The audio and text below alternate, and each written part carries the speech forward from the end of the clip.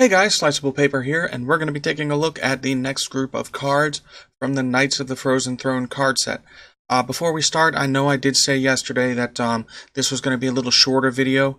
Due to the fact that there were very few cards released the last couple of days, I'm going to kind of combine what would have been what today's video and what would have been tomorrow's video into kind of one decent length video versus like one short 5-minute video each day. So having said that, we're going to jump right in here with Roll the Bones.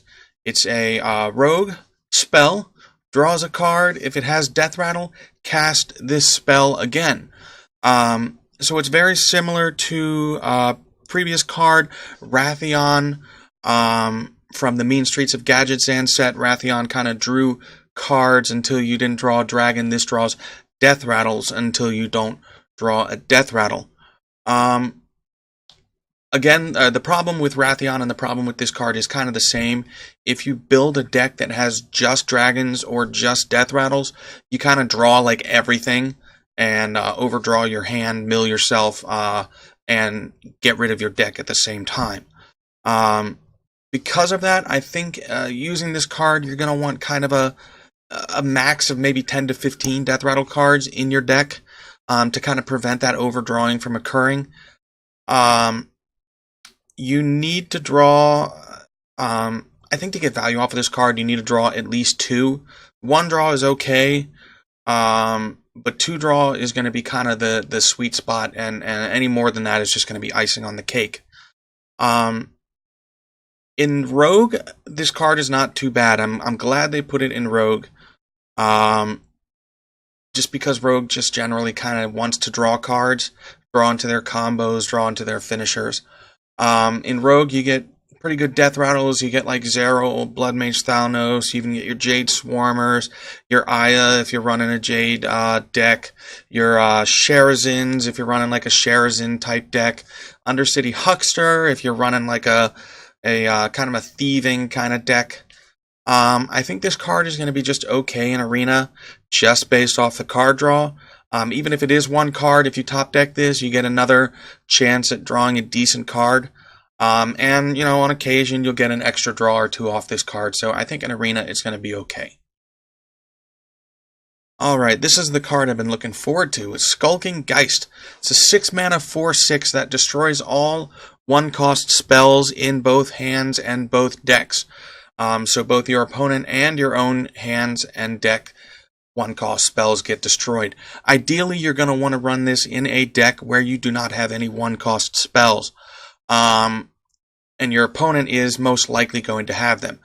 I didn't think this card was going to be super good until I kind of went down and just kind of made a list of some of the good 1-drop spells in each deck. So we're just going to go over that for just a few minutes, just to take a look at each of the classes and see what 1-drop spells people are going to be running. I'm only going to look at like 3 or 4 just really good cards that I think are going to be used in each kind of class.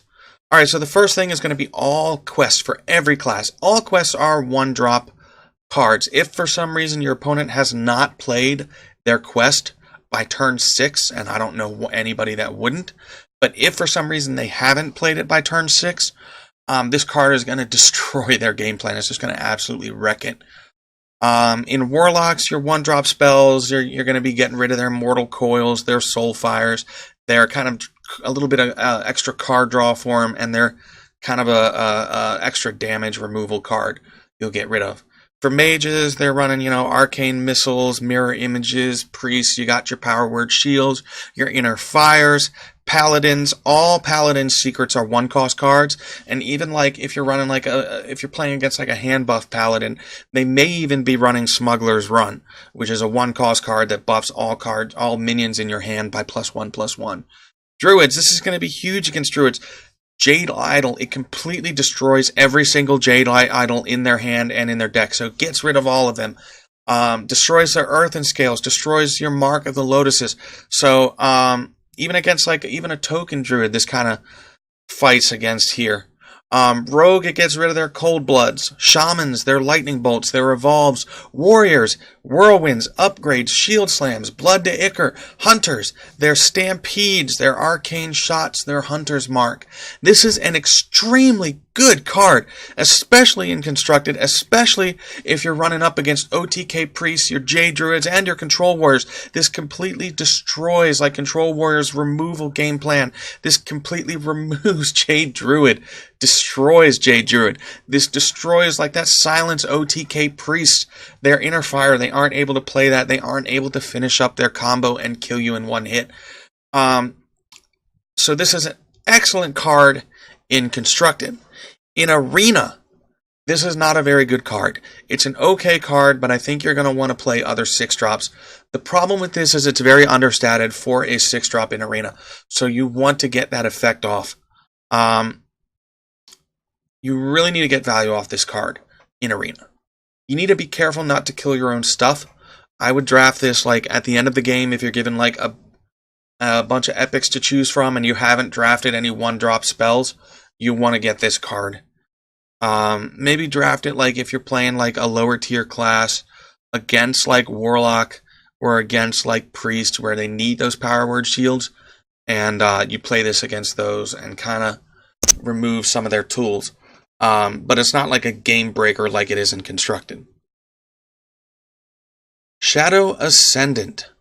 At the end of your turn, give another friendly minion +1/+1. This is a really good 2-drop for priests. In Constructed, your best case scenario is you play like a turn 1 Northshire, and then you play a turn 2 Shadow Ascendant, and by the end of that turn, you'll have like a 2/4 and a 2/2 for the enemy to deal with, and the 2/2's just going to keep buffing your own side.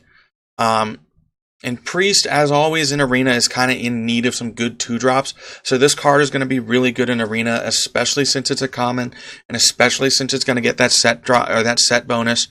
So I think you'd expect to see, at least in Arena, every Priest running at least 1 copy of these, if not more. So you kind of have to plan around them. It's got okay stats for 2-drop. They're not insane, so you need to kind of get a little value off of it. But Priest especially has a really easy time of kind of helping minions stick to board, so I think this is going to be a really good card. Okay, Ice Fishing. Shaman, Comet, and Spell draws 2 Murlocs from your deck. The big weakness of like Quest Shaman and like Murloc Shamans in general is card draw. You kind of tend to blow or finish or use up all your steam by like turn 4 or turn 5, and you've like dumped your hand. This is going to help kind of alleviate that problem just a little bit, get you a little extra card draw, help keep that kind of Murloc attack going. This card is not very, this card is worthless in Arena, really. You need to have drafted at least 2 Murlocs for this card to be any good, and you're not going to have done that. Generally, if you see Murlocs, there are better picks than that Murloc. Fallen Sun Cleric. This is a neutral common.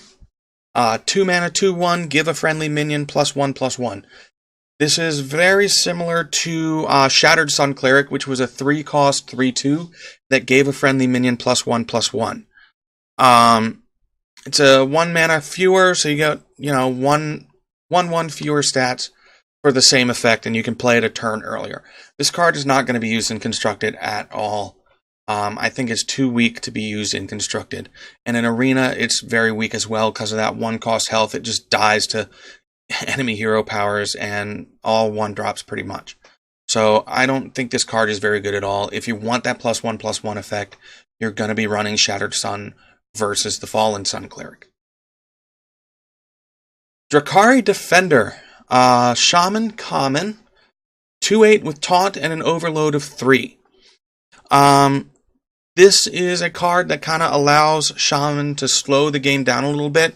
I think we're going to be seeing this run in that free Shaman that Blizzard has been kind of trying to push this expansion. A way for you to slow down the game and get like a win condition and keep freezing up your opponent and stall the game out. The big problem with this is the 3 mana overload. You're not going to be able to follow this up with a 4-drop. At best, if you play this on like turn 3, you're going to be able to play like a 2-drop if you have the coin. So On turn 4, you'll like coin, maybe hero power, to get a little value for that 5/5 that gets lower cost each time you play each time you play a totem. But other than that, I really don't think you're going to see this card using Constructed, except in those Shaman decks that want to slow the game down and stall out the game.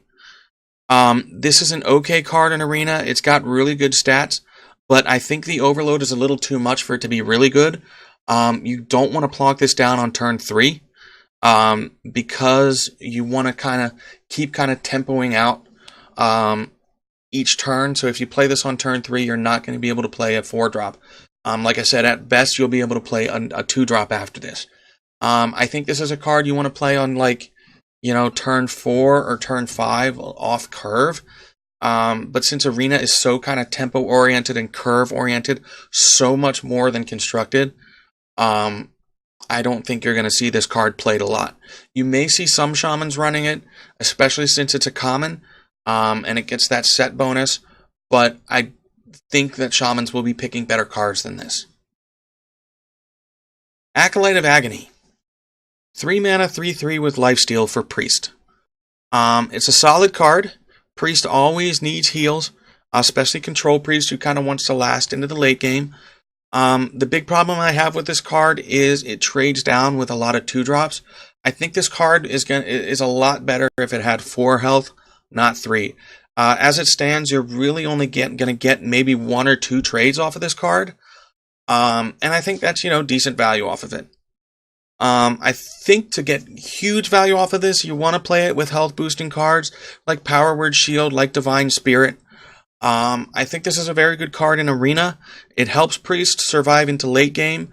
We're going to see a lot of it in Arena. I think this is a solid Arena card, especially since it's a common, and again, especially since it gets that set bonus. Priests are going to be running this card quite a bit. Alright, so that's the bunch of cards we looked at here. A few other things I want to go over before we end this video. Blizzard did say they're going to be releasing this expansion next week. That would be Thursday, August 10th. So I think, early next week we're going to be getting a huge card draw, a big card dump, since we only got about maybe half the cards, maybe a little more than that we're going to get in this set. So we're going to get a huge card draw, or a huge dump of cards, maybe like Monday or Tuesday or even Wednesday. So I'm kind of looking forward to doing that video. It's going to be a little longer, but I'm going to have a lot of fun making that video. Another thing they said is that with that free PvE mode we're going to get, you're going to get a free Death Knight card when you beat the prologue for the PvE mode. So the first mission you beat, you're going to get a free Death Knight. So you're not going to have to craft one of them. Alright, so that's the end of this video. I hope you guys enjoyed it. I'll see you guys next time for this review, and thank you very much for watching. You can like, you can subscribe, you can comment. You cannot do any of those if you don't want to. And thank you for watching.